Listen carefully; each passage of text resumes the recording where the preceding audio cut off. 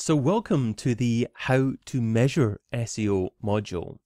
Now, I'm sure a lot of you will be aware that Google has made life for us SEOs a little bit more challenging over the last few years, notably with the not providing of keyword data from Google Analytics.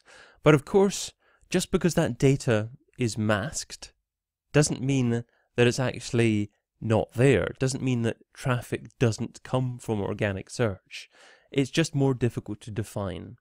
So one of the first things that we have to look at when defining the amount of traffic that's coming to us from organic search is having a look at click-through rates from SERPs, from those search engine results pages. So let's have a look at how we actually measure click-through rates. Now, there have been 5 or 6 different studies released over the last 7 or 8 years with regards to what click-through rates can be expected from Google search. And Google, understandably, wants to keep this information really quiet, because if you can actually be fairly confident with regards to how much traffic you're getting from organic search, then there's an argument to say that you won't spend as much on paid search. So I understand their perspective. But this is one of the more recent studies that's been completed by a company called AWR. So advancedwebranking.com/CTR study is the URL of this, if you want to go to it.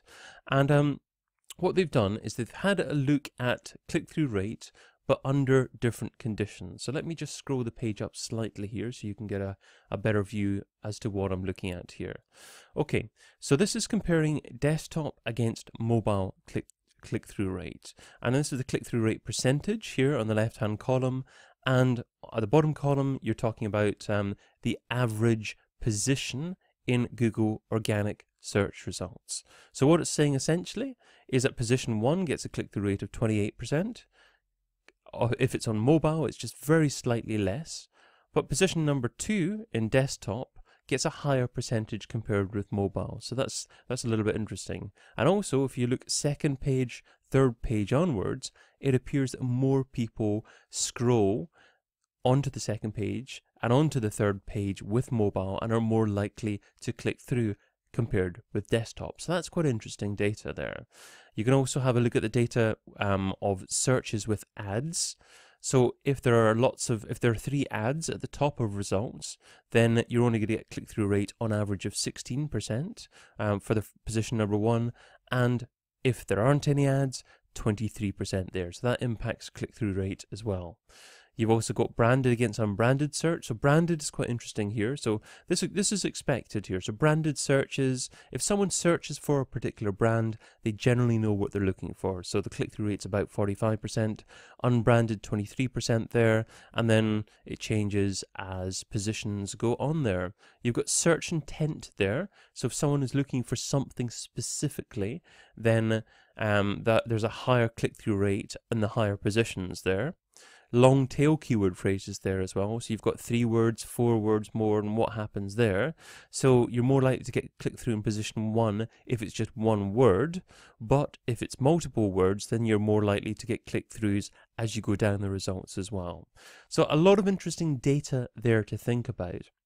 And you get some fairly intelligent tools that can forecast what they think your click-through rate is going to be based upon your keyword data. So the science of this is getting more interesting, and it will continue to get more interesting over time, and just as well it is, because obviously with Google hiding this kind of information or not really releasing this kind of information, perhaps understandably, then we have to go to other sources to get it. But this gives you an idea of what to expect, and it also shows you why it's so important not just to get onto the first page of Google, but to get hopefully position 1 or 2 for your target keyword phrase.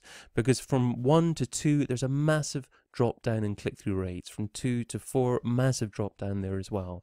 So it's going to give you a lot more traffic if you can increase your ranking from 3 to 1 than it will do from 10 to 3, for example, here. So what you need to do now is have a think about where you're ranking, and then maybe target the keyword phrases that you're ranking on the bottom of page 1 or on page 2 to try and get to the top of page 1, and perhaps the keyword phrases that you're not ranking for at all at the moment. Maybe that's something that isn't worth focus on until you've improved the rankings of your keywords at the bottom of page 1. Something to think about.